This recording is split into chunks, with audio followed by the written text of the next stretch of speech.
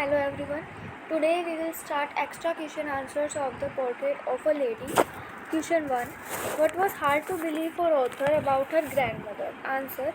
It was hard to believe for author about her grandmother that she had once been young and pretty and had even had a husband.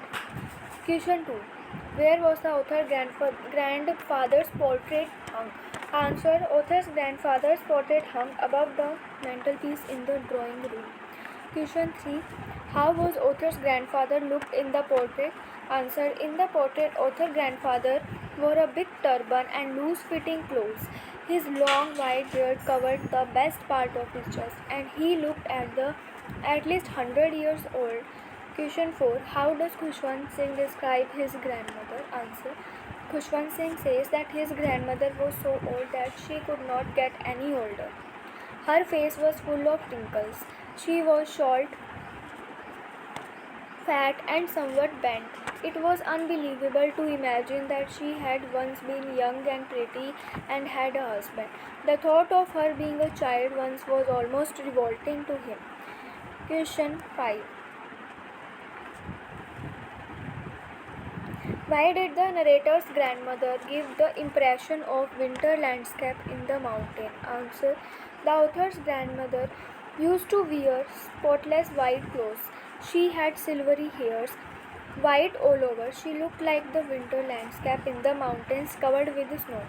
She recited her prayers all the time. She had a serene expression on her face which was like the peaceful white mountain. Question 6. How can you say that the grandmother was a deeply religious minded lady? Answer. The author's old grandmother was deeply religious minded.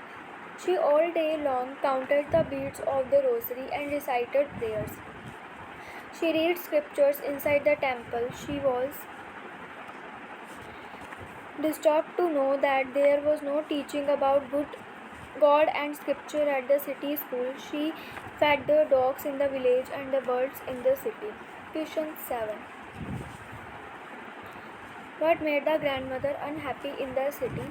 Answer. In the city, the friendship between the old lady and the little grandson came under strain.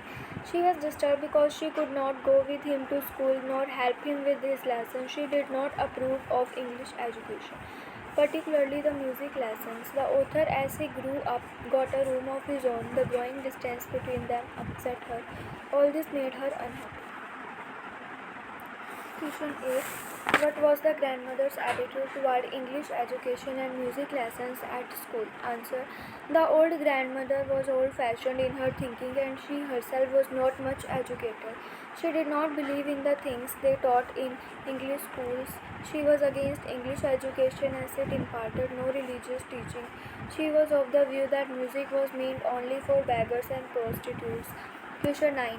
Only once did the grandmother not pray. When and why did she break the routine? Answer. The grandmother was very punctual and regular in her prayers and counting of beads.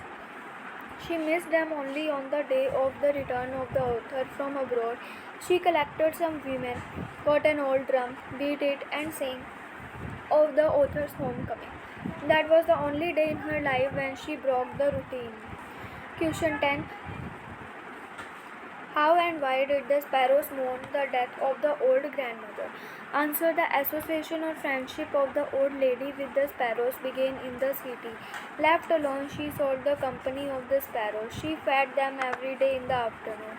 The birds became very friendly and attached with her, so they felt grieved when she died. They gathered around her and sat quietly until the dead body was carried off.